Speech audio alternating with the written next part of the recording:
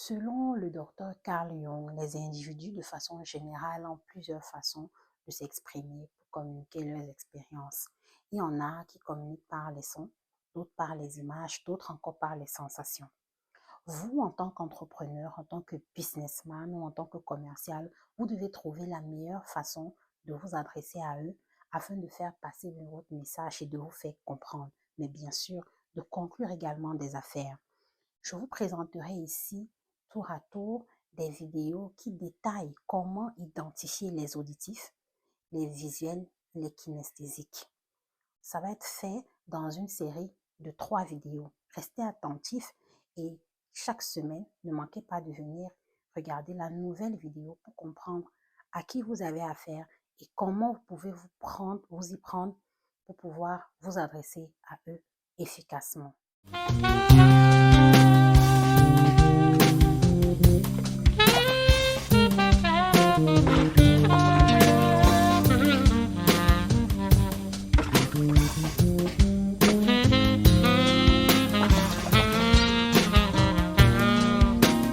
Nous allons commencer par les caractéristiques des personnes auditives. En général, elles parlent d'une voix douce et engageante. Et elles parlent des choses, des sons émis par les choses. Elles ont souvent un don pour s'exprimer et sont souvent très persuasives. Elles s'expriment plus lentement que les visuels en respirant à partir du bas de la poitrine.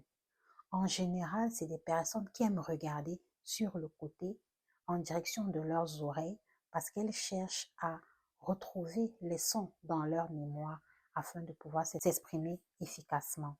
Le rythme de leurs gestes est souvent en harmonie avec leurs paroles et ces personnes aiment souvent toucher leur bouche, leur mâchoire ou encore leurs oreilles en parlant. Alors, mon conseil avec ces personnes, quand vous leur parlez, vous pouvez utiliser des expressions comme « Est-ce que vous entendez la différence ?»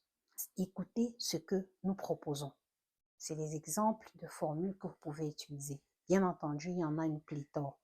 Vous devez également utiliser une voix agréable, douce, et vous devez être empathique lorsque vous leur parlez. Vous devez également insister sur les bénéfices oraux du produit. Je vais vous prendre un exemple. Supposons que vous êtes une agence de voyage et que vous vendez des destinations de vacances. Donc, on va prendre la plage. Bon, c'est vrai que c'est parce que j'aime la plage aussi. Donc, présentons la chose à votre client. Sur quoi vous allez insister?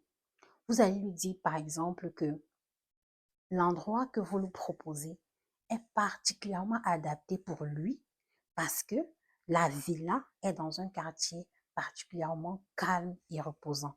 Donc, vous lui parlez de l'ambiance en mettant un accent sur les aspects, sur les bruits, sur les sons.